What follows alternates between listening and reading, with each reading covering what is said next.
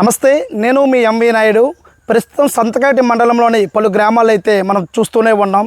చాలా వరకు అయితే మాత్రం వరి నాట్లు నాడుతున్న పరిస్థితి అయితే రైతన్నలు చూస్తూ ఉన్నాం. కానీ వరుణుడు కరుణిస్తే కానీ పంటలు పండే పరిస్థితి అయితే ఇక్కడ లేదు. అయితే ప్రస్తుతం అయితే మనం ఇక్కడ ఉన్నాం.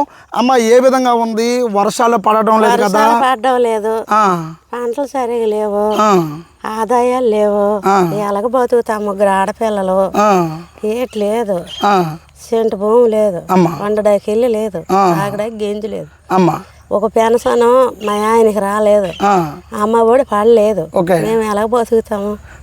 అమ్మ, ఇది ఎన్ని రోజులు అవుతుంది? ఇప్పుడు మీరు ఉడుస్తూ ఉన్నారు కదా? నిన్న ఇవాళ ఉడిసినాను. మరి నీరు లేవు, కోళ్ళు రావడం లేదు, చేస్తాను. మరి ఇప్పుడు ఇది ఉడడానికి మీకు నీరు ఏ విధంగా తీసుకొని వచ్చావు? ఖర్చులు ఎంతవరకు అవుతూ ఉన్నాయి?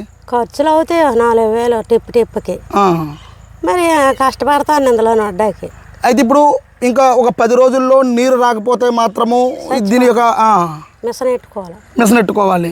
నీటి మిషన్ ఎట్టి 400, 4000, 5000 నీరు ఆయిల్ అవుతున్నాయి. అయితే ఇక్కడ ప్రస్తుతానికైతే మాత్రం పూర్తిగా నీరు ఆధారం బట్టి మీ కుటుంబాలన్నీ కూడా గడుపుతూ ఉన్నాయి. దీన్ని ప్రభుత్వాలే ఆదుకోవాలని మీ యొక్క ప్రభుత్వం ఏటి ఆదుకుంటుంది? మాకు ఏటి దిక్కులేదు, ఏటి ఆధారం లేదు, ఏటి ఎలా దిక్కు బతుకుతాం? అయితే ఇప్పుడు ప్రస్తుతానికి మనం చూస్తూనే ఉన్నాం. బామ్మగారు అయితే చెప్తూ ఉన్నారు, వర్షాలు లేక చాలా ఇబ్బంది పడుతూ ఉన్నారు, నీరు ఆధారం బట్టి అయితే బ్రతుకుతూ ఉన్నాం. ఇంకొక 10 రోజుల్లోనైతే మాత్రం ఆకుమళ్ళన్నీ కూడా వరుణుడు కరుణించకపోతే మాత్రం ఖచ్చితంగా మళ్ళీ ఇవంతా కూడా చేసిన అప్పులు చేసి ఇప్పటి వరకు అయితే మాత్రం తీసుకుని వస్తూ ఉన్నాం. ఎటువంటి కూడా ఆధారం లేదు. మేము భూమిని నమ్ముకునే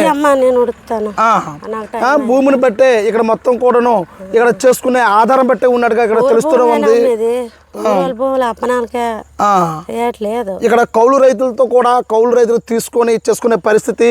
అయితే వర్షాలు పడితే కానీ పూర్తి స్థాయిలో అయితే మాత్రం ఇంతవరకు పెట్టుబడి పెట్టారు. ఇంకొక 10 రోజుల్లో అయితే మాత్రం వరుణుడు కరుణించకపోతే చాలా కష్టమైనట్టుగా రైతులను ఆవేదన తెలుస్తూనే ఉంది. చూస్తూ ఉండండి ఎంవి న్యూస్. నేను మీ ఎంవి నాయుడు.